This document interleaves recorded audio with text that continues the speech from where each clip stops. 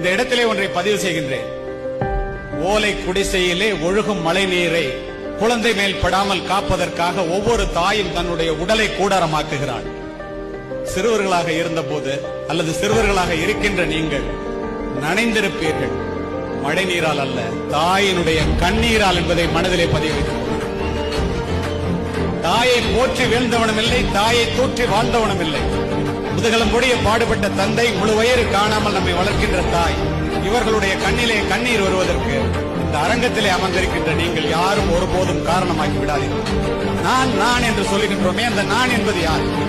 உடலிலே ஓடுகின்ற ரத்தம், எலும்பு, சதை, உயிர், உடல் அத்துணையும் அந்த பெற்றோர்கள் போட்ட பிச்சை என்பதை கடைசி வரை மறந்துவிட்டார். நீ உண்ணுகின்ற உணவு, உடுக்கின்ற உடை, இருக்கின்ற இடம், படிக்கின்ற படிப்பு அத்துணையும் அந்த பெற்றோர்கள் போட்ட பிச்சை என்பதை மறந்துவிடாது.